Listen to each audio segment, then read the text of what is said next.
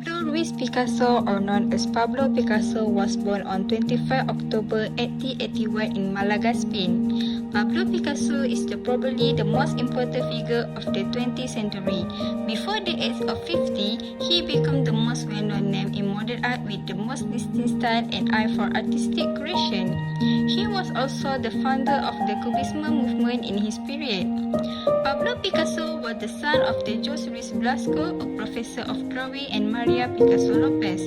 His universal adeptness for drawing began to manifest itself early around the age of 10, when he became his father's pupil in A Corona.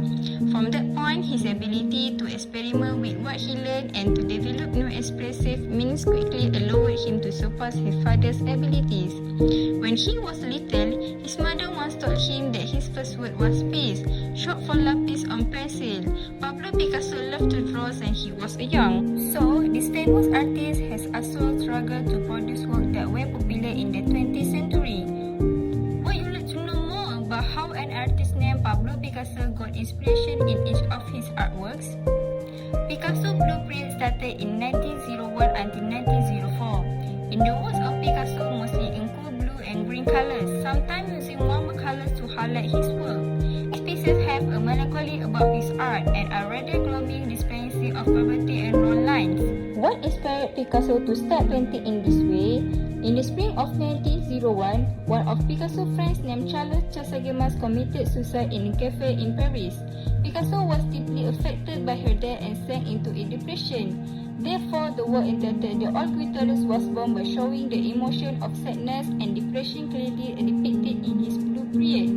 In 1904, Picasso moved to Montmartre in Paris. When Picasso seemed to find some success and overcome some of his depression, he had a more cheerful period featuring orange and pinks and a world of circus people and playful harlequins. This period would become known as Picasso Rose Age and is lasted until 1906. So what can be credited with this major shift in his work? Picasso met a woman named Fernand Olivier who became his lover. The overall tone of his work during this period is much more carefree and less somber. Seeking beautiful women as inspiration would become a theme in Picasso's life all the way up until his death. He often became obsessed with a young woman and she became the artistic muse for him, inspiring many works. All of the women Picasso took as either wife or lover were painted by the artist. His second wife, Jacqueline Rocco, was the subject of over 400 portraits by Picasso and was a great source of inspiration to him. Les Demoiselles d'Avignon was Picasso's first masterpiece. The painting depicts 5 naked women with figures composed of flat, splintered plants and face inspired by Iberian sculpture and African masks. In this painting, Picasso makes a radical departure from traditional Europe painting by adaptation of primitivism and abandonment of perspective in favor of a flat two-dimensional picture plane. Next, Picasso not just being good at bringing out emotion in the painting, Picasso also can sculpture. In 1930, he acquired a house in Bois-Guillaume, far from the distraction of city life. It became the ideal place for him to continue his sculpture work. The disused stable became a dedicated sculpture studio where he also experimented with printmaking. Picasso was also a writer. He collaborated with artist and author Jean Cocteau, composer Eric Satie, and Ballet Russ's founder Sergei Diaghilev on the ballet markers. He is also the author of 2 surrealism plays, Desire Cauchemarditer for the first time. Picasso's life was filled with animals.